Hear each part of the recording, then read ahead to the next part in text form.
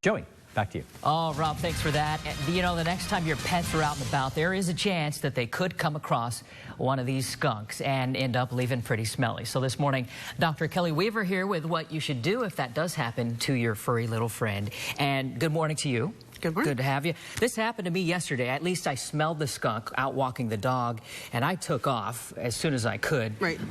What if I didn't leave soon enough? You know, what happens? What kind of a mess do I get into there? You would have had a whole different kind of day. Oh, yeah. The first thing, if your dog does get skunked, usually they're getting skunked because they're pestering the skunk. The skunks give tons of warning. They stomp their feet, they turn around and flag and do all kinds of stuff. But dogs think it's, you know, fun, or like I said earlier, you know, kitty, you know. They don't understand why there's a big kitty with a stripe down its back. So if they do get sprayed, first thing you want to do, definitely check their eyes, because that's where they can get the most damage from the skunk oil going into their eyes. So irritation, redness, pawing, that kind of thing. Check their eyes for sure, because if their eyes get hit, you need to get to the vet.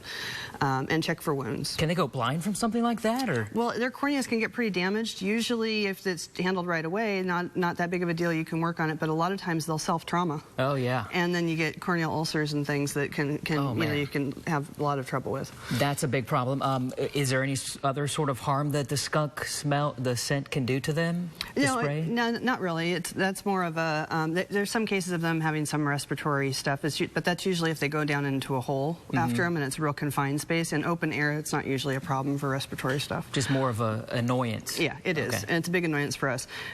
If you're you know, at home and you know you have them, you might have a commercially made product, you know, at your disposal, and those work great. But for the most part, you weren't planning on this. Yeah. So if you're not planning on this, the home remedy that you can do really easy is 1 quart of peroxide. Okay. A 1/4 cup of baking soda, and 1 to 2 teaspoons of a dish soap with surfactants, so one of the ones that's made to break up grease. What did you call it again? A surfactant. Surfactant on the label. So one of the ones, you know, Dawn's known for getting the oil out of the wildlife. That's right. When we have oil spills. So same kind of thing, we're going to get the skunk oil out of the dog. So the surfactants break up the oil. This chemical reaction is going to float everything to the surface. You leave it on for 10 minutes. I'd do 20 if you could. Yeah. Maybe a couple of times of doing this.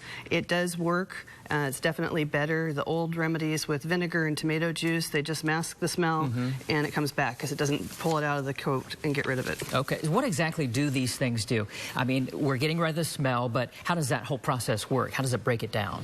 It's breaking up the oils and lifting them out of the coat. Just like when you go and shampoo your hair after you've had a greasy, hot day. That's all getting brought out to the surface, the dirt and the grime, and then you're rinsing your hair, right? So a couple, you know, wash, rinse, repeat. Got it. That makes sense. All right.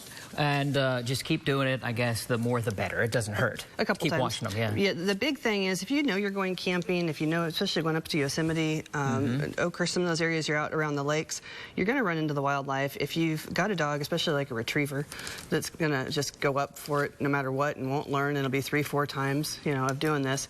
Make a little skunk kit. It's easy. It's 3 little ingredients, pair of gloves, and an old towel that you don't mind throwing away, because you don't take it home and put it in your washing machine. Yeah, that would not be nice. Yeah. But if you have it with you, then you can get your dog back into your car, because otherwise you have to put your dog into your nice car and come back down the hill, and then you're talking a whole different kind of situation, because good luck finding a detail guy to do that for you. You know, my dog's just never leaving home again. That's it. We're done.